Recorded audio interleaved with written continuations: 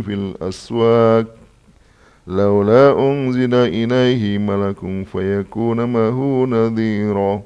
Mereka berkata, Mali hadal Quran, mengapa hadal Rasul, mengapa Rasul ini ya'kulut ta'am, mereka dia itu makan makanan. Nah, jadi gini, ini menggunakan kalimat tanya, mali hada, apakah lihada pada Rasul ini. Jadi kalimat tanya ini sebenarnya adalah kalimat tanya yang kalau dalam bahasa Arab menunjukkan takjub untuk menunjukkan rasa keheranan. Tetapi ini sebenarnya untuk melecehkan Rasulullah. Di sini disebutkan hadar Rasul itu meski mereka menyebut Rasul itu dalam rangka untuk tahagum. Tahagum itu untuk menyindir gitu. Misalnya gini, kalau ada seorang murid datang terlambat, gurunya bilang apa? Bagus. Ya, gurunya bilang apa? Ini murid yang rajin. Nah, gitu. Murid yang rajin baru datang. Jadi itu namanya tahagum. Ya, jadi sebenarnya kata itu namanya untuk menyindir gitu loh. Untuk menyindir untuk menghina, untuk merendahkan. Jadi ketika mereka malihadar Rasul, bagaimana Rasul ini gitu. Masa Rasul itu kok ya'kulut ta'am. Nah gitu, kok makan makanan kayak manusia lainnya gitu. Utusan Allah masa makan kurma gitu kira-kira. Makan anggur. Terus mereka ingin mengatakan berarti apa bedanya dengan kami? Mosok utusan Allah SWT Rasul kok dia makan seperti kita, roti, gandum, kurma gitu kira-kira. Apa bedanya? Jadi dia menolak Rasulullah sebagai seorang Rasul itu dari lihat apanya? Makanannya, makani podo. Nah, nanti kita terangkan di mana letak kesalahan mereka. Wayamsi fil aswaq, dan dia juga jalan-jalan ke pasar. Kalau makan itu apa namanya? Kebutuhan pokok. Ya. Kalau yamsi fil aswaq, jalan untuk ke pasar untuk apa? Untuk belanja. Bukan, untuk cari nafkah. Oh ya.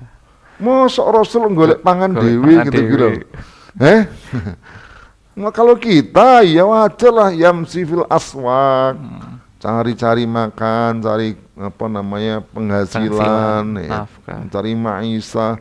Ini Rasul utusan Allah SWT. Masa Rasul mangan, Rasul mencari bekerja di pasar. Apa bedanya dengan kami gitu ya, kira-kira begitu. Jadi dia menghina. Wa yamshi fil aswaq. Nah, itu ada dua sudah. Jadi dia menolak Rasulullah sebagai Rasul itu karena dua alasan. Bukan dua alasan, banyak nanti ya. Alasan pertama tadi apa? Makan. Rasulullah makan. Sama dengan kita, mosok Rasul makan, mestinya gak mangan lah Rasul. Kalau mangan ya makannya itu beda dengan makanan kita. Utusan Allah. Yang kedua apa? Dagang. Dodolan, mosok Rasulullah jualan itu gimana? Gitu, cari nafkah sendiri gitu. Lalu kemudian mereka mempertanyakan yang ketiga ini. Laula unzila ilaihi malakun fayakuna ma'ahu nadhira. Ya, mengapa tidak unzila ilaihi turun kepadanya malakun, ada malaikat juga. Jadi Rasulullah diutus didampingi oleh malaikat. Yang malaikat itu fayakuna ma'ahu, yang malaikat itu bersama dia nadhira, sebagai pemberi peringatan. Jadi ya diiringi malaikat lah, istilahnya dikawal malaikat. Nah gitu utusannya Allah, masa sendirian kemana-mana gitu ya. Memberi peringatan sendiri. wong tentara apa presiden saja ada Dikawal. pengawalnya disertai. Ini kok Rasul masa seperti rakyat jelata gitu kira-kira gitu ya. Qalu laula unzila ilaihi malakun fayakuna ma'hu nadhira. Nah, kemudian lagi yulqa ilaihi kanzun, atau diturunkan kepadanya kanzun. Kanzun itu kekayaan. Kanzun kekayaan yang banyak ya, kayak seperti emas segala macam itu kan kanzun simpenan. Jadi kalau dia Rasul harusnya punya kekayaan yang melimpah, karunia yang melimpah dari Allah gitu. Ora jalan-jalan pasar golek pangan, jualan nah gitu kira-kira. Ya. Rasul kok nggak ada keistimewaan gitu. Aw yakuna aw takulahu jannatun yakulu minha. Atau setidaknya dia tuh punya jannah. Kan Rasulullah menyebut jannah. Padahal yang dimaksudkan Rasulullah jannah itu adalah surga yang di akhirat. Mereka mengatakan, lu kan Rasulullah masuk surga fil jannah. Ya berarti Rasul itu punya jannah di dunia yang berupa kebun yang sangat luas, yakulu minha, yang dia cukup makan dengan apa yang dalam kebun itu, apa yang diinginkan, tidak perlu kerja segala macam. Ada berapa ini kalau kita lihat?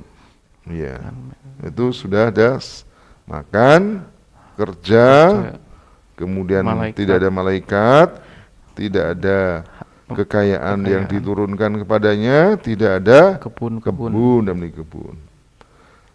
Masih ada satu lagi. Wa qala adh-dhalimuna in tattabi'una illa rajulan mashura. Orang-orang zalim itu berkata, wa qala adh-dhalimun, orang-orang zalim itu.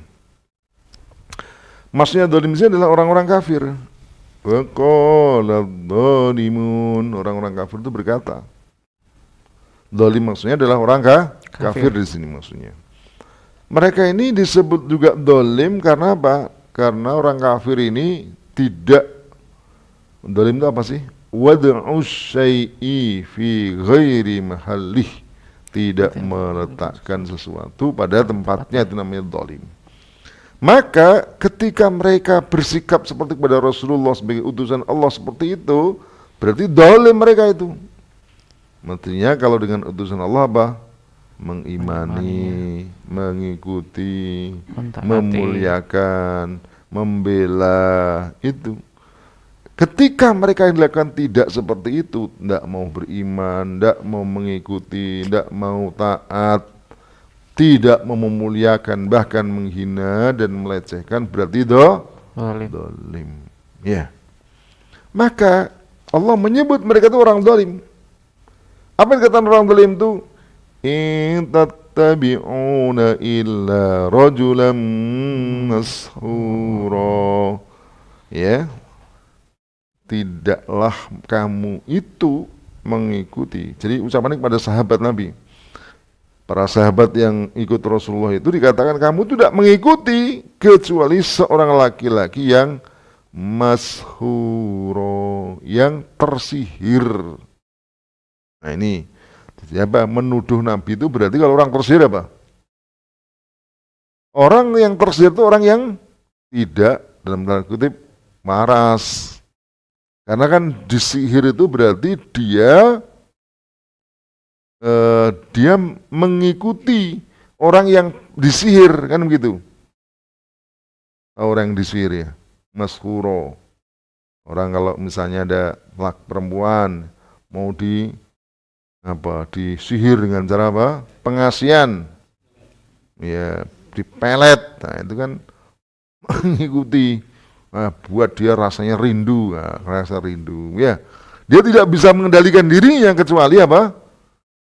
Mengikuti sahir atau kehendaknya orang yang disihir itu, gitu. Jadi kalau kita lihat itulah celaan pada Nabi. Langsung kemudian dibantah Al-Quran ini. Undur kaifa darabu lakal amsal. Perhatikan bagaimana mereka memberikan